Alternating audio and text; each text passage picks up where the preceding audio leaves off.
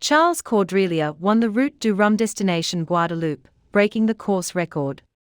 In the dark of a Caribbean night to a typically rapturous welcome, French solo skipper Charles Caudrelier on the ULTIM Maxi Edmond de Rothschild crossed the line off Pointe-à-Pitre, Guadeloupe.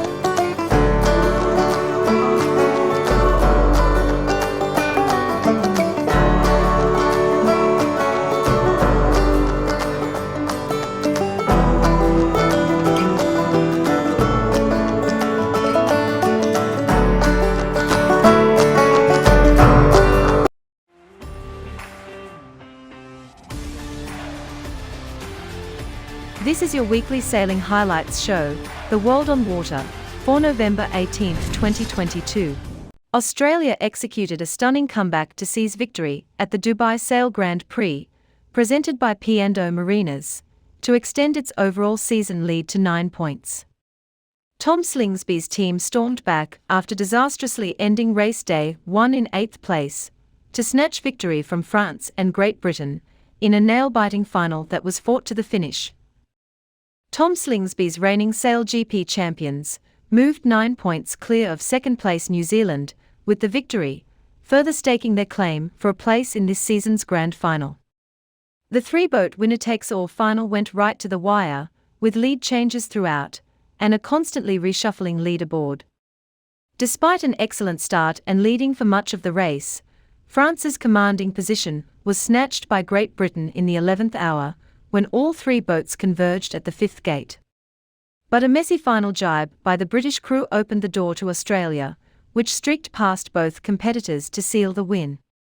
Despite losing the lead, France's Quentin Delapierre took his opportunity and left Great Britain trailing in his wake, securing his second podium position, after triumphing in Cadiz. The action-packed final followed a dramatic bumper day of fleet racing. Denmark was forced to retire from the 6th and final fleet race, while New Zealand narrowly lost out on a place in the final after incurring 4 penalty points for a collision with Switzerland. Elsewhere, Jordi Zammer stunned his critics by picking up his second race win since taking over as Spanish driver in Season 2. Competing on the waters of Port Rashid, the tightest racecourse in Sail GP history, teams were treated to stable winds and flat water, for picture-perfect foiling. The refreshed leaderboard sees Australia extend its season lead to 60 points, ahead of Peter Burling's New Zealand with 51, and France with 50. Ben Ainsley's Great Britain remains in 4th with 48 points.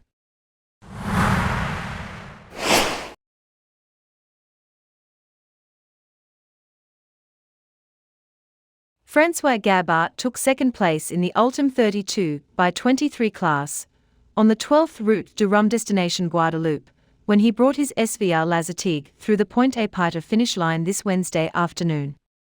He finished in an elapsed time of 6 days, 23 hours, 3 minutes and 15 seconds. 3 hours 15 minutes and 50 seconds after class winner, Charles Caudrelier, Maxi Edmond de Rothschild.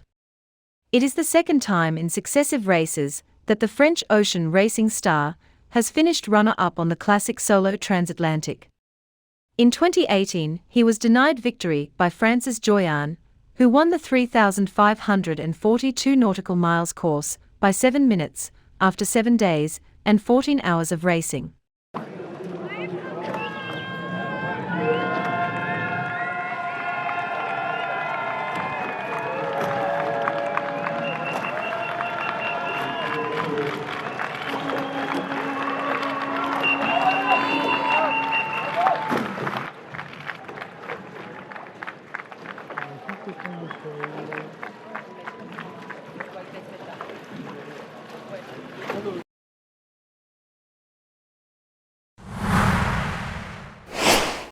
Meet Neil Hunter, cycler, for INEOS Britannia, challenger of record, for the 37th America's Cup.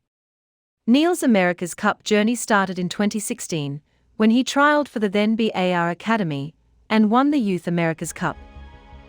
Everybody's going to be all eyes on the Youth and Women's America's Cup in Barcelona 2024, and it's a massive opportunity for the Cup teams to go talent spotting, I guess, and to find their sailors for the future.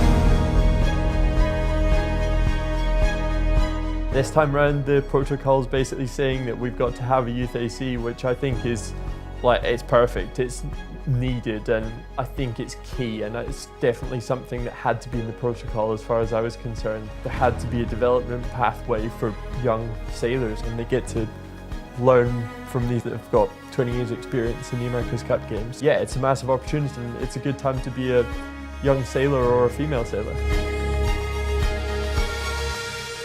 So I was part of the British Olympic development squad, basically sailing 49ers in 2016 when the Youth AC was announced, and basically saw that BAR, as it was at the time, had opened up the academy team, and I basically saw it as a massive opportunity to progress my sailing career, and I was one of the first people to get my application in, and it was such a massive experience, and I think a lot of it goes down to the help that we had from the senior team. From then, I guess that kick-started my professional sailing career. In early 2017, I got the call up from Bed asking if I wanted to join the team and come out to Bermuda with them to compete in the 35th Cups. As a 21-year-old, that was pretty special. There's not many 21-year-olds get the opportunity to compete in the Youth America's Cup, and then to double it up and be competing in the real thing as well. It was a huge opportunity. When we were doing the Youth AC in 2017, we had the hand-me-downs from the AC45s. They're going to be getting a brand new boat to sail, and it looks like an unbelievable bit of kit. The fact that we get the AC40 reasonably soon means that the youth and women's teams are going to have plenty of time to train, and they're going to have plenty of time to get to grips with the AC40 and really tune into the boat handling and the way the boat sails, which is going to be a brand new type of sailing, nothing like they've ever done before. And I think we saw in the 35th edition, actually, there were teams that weren't associated with America's Cup teams. I guess that just shows that there's not only opportunities for people that have links to America's Cup teams. You don't have to have that. You can go out and you can get an entry for the Youth America's Cup, put your team together, and going to be part of the same pathway, and you're going to be competing in Barcelona in 2024. It's a massive opportunity for them to showcase their talent to the watching America's Cup teams.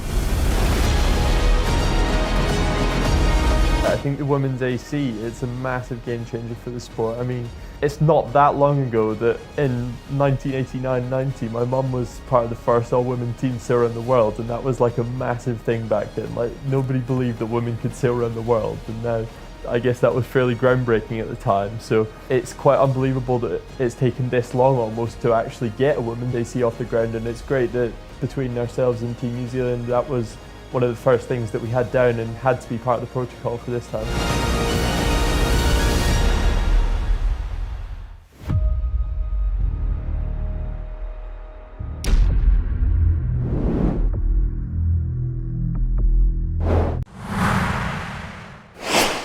After a day of housekeeping yesterday, for the Alinghi Red Bull team, with Boat Zero receiving a healthy shot of new hydraulic fluid just outside the shed, for all the systems. It was a short day out on the water in Barcelona, for the Alinghi Red Bull racing team, but from a recon perspective it was significant with the first sighting of the new recut M11 mainsail now adapted for the boomless setup. Yeah, so today the wind was light and the wave really big, so we just get out to test the M1. We did the modification for the boomless system, and it was the first time that we host this sail, so we did a few load tests and everything worked well. So can you tell us a little bit about what it's like when you're on opposite tacks and how your roles change between the two tacks? I don't know if I can tell you something about it, but no, even myself, flying the boat and trimming the sail, I think it's what I can say. Is it difficult to adjust yourself to the feeling going from mainsail to foils? No, I think it's quite easy because it's just trimming the boat. So, and it's good to be two to share the work, because we can share also our experience and our feeling. So, yeah, first day with the new M1 cut. So can you tell us a little bit more about what it takes to commission the new sail once it's adjusted for the new system? Right, just to be sure that the sail is in the right position, that we can use all the system. And yeah, we just did a little load test. Unfortunately, we didn't have enough wind to sail properly the boat, and so. So how many hours of sailing do you need to get useful data, so you can start actually using this data and working on it? I think every time we are able to foil, we can use the data. If the conditions are well, it's just a matter of doing to choose the section after the sailing. So what exactly are you looking in the data? Everything. No, we are looking really everything. The wind data, the boat perf, and all the system too. So it's a massive work. The Golden Globe Race Cape Town Gate, fifth arrival, was Abhilash Tomi, the 43-year-old sailor from India.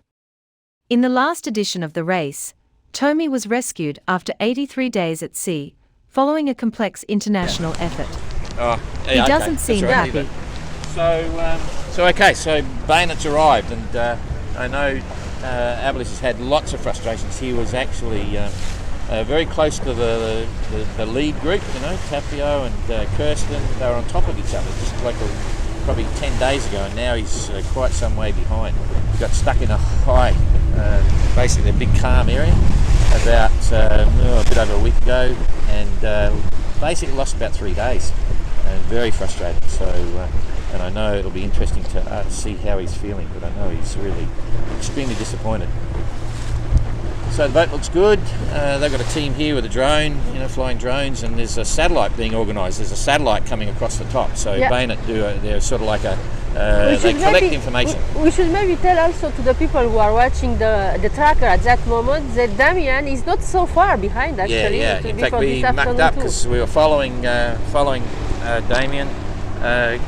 We were following Damien, quite closely, and he was getting close, and all of a sudden I said, "Huh?"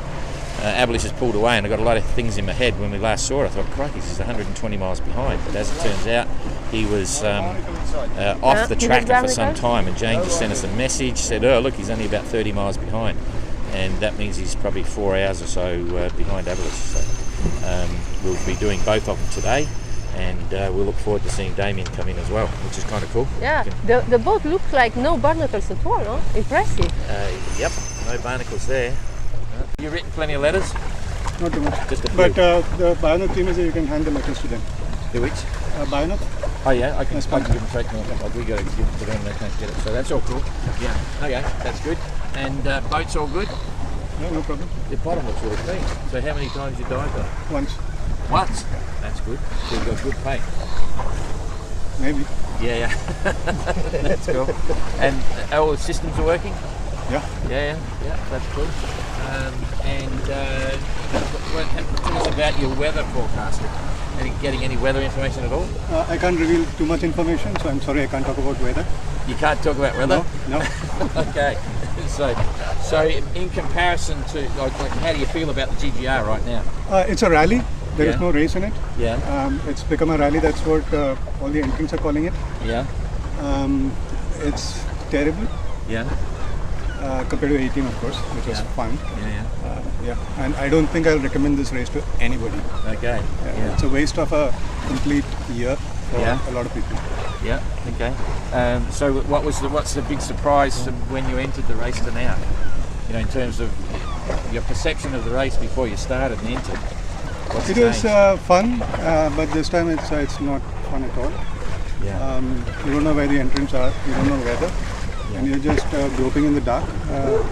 And you know, the lucky guy gets ahead, unless you made some private arrangements for weather. Yeah. But what did you think when you obviously knew what the race was before you entered? Well, you obviously think that government systems are working, but none of the guys are transmitting. None of them are picking up calls. I made a DSC call to a couple of stations. They're not responding. Yeah. So obviously, at least the race organizers failed in the sense they had no clue what the entrants are going to experience. Yeah. Okay. Yeah. So, and of course, the performance of radios and stations and stuff, nothing's really changed. Nothing was guaranteed. So you're just disappointed you can't get anything at all. Well, at least I had requested that we should know the positions of entrants. Now that's also not there, so that's a bigger disappointment. The radio at least is a common factor for everyone. Yeah, but it was always very clear in the notice of race that you would never be given positions of any votes from the organisers. You could have given delayed positions. That's like 3 days old or something. Yeah. The challenge there, of course, is that nothing's changed in terms of your perception has changed, but the rules and regulations and concepts and everything are all exactly the same as per the notice of race when you join. Okay, perfect. I agree. But what I'm saying is that it's not a race anymore. You can't call it a race because there is no element of racing that's happening. It's just people going fast, and that's it. There's not people going fast. Yeah, it's people going fast. They're just trying to go fast. That's it. I mean, So there is nothing else involved. There are a lot of guys who are stuck way behind, wondering what happened to the weather because they're not getting any information. So yeah, in the absence of information, in the absence of at least the entrants are giving their own positions to others, helping them out. So within the fleet there's a camaraderie, except for 3 guys who've gone completely silent. So yeah, there is no racing happening. Yeah, but that's exactly as it was planned to be. Well, then don't call it a race, call it a rally, or a record, so that people can start when they want and then whoever finishes first gets an award or something. So what was it like in the last, was it a week or 10 days ago? You're sitting there in the hole in the middle of the high. I really don't know what happened. Because I had no information. I just know that I was stuck. I don't even know if it was a high because moving away, the pressure was increasing. So I really don't know. Yeah, and so I mean that's a fact of life with sailing. I mean, and it was always a fact of life if you know, and fact is nobody knows. So if you get lucky and there is no high pressure in your way, you go ahead, and that's it. Yeah. The last event on the 2022 schedule is the PWA World Cup Japan Day 5. These are the class highlights of the season.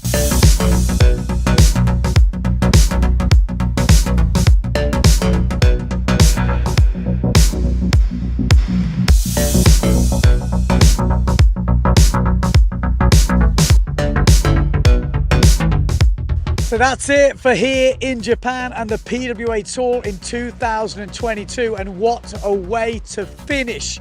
We weren't blessed with high winds today, but we were blessed with drama. There was drama on every turn.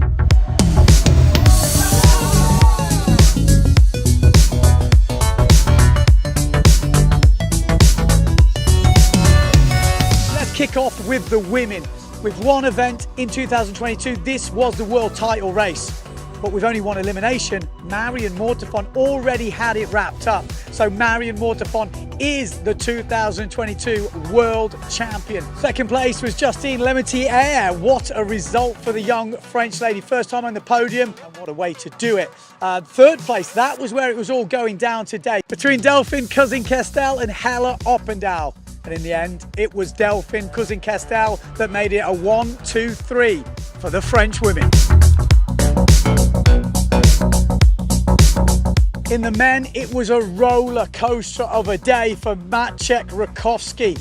Out in the quarterfinals after hitting something in the water, he thought his world title bid was over, but it was far from it. It came down to the final. He wasn't even in it, so he had to rely on results going his way. At the front of the fleet, Nico Goya was fighting out with Enrico Marotti, fought the event win. It was the Croatian who did the damage, and he takes home the event win here in Japan. Nico in second. So all eyes was now on Johan So. If Johan So could get to third place, Maciej Rakowski would not be the world champion. It would be Matteo Iachino. But in the end, teammate for Matteo Iachino, Matthias Isaac, got in between him and Johan So. Johan So ends up fourth. Maciej is the 2022 slalom world champion.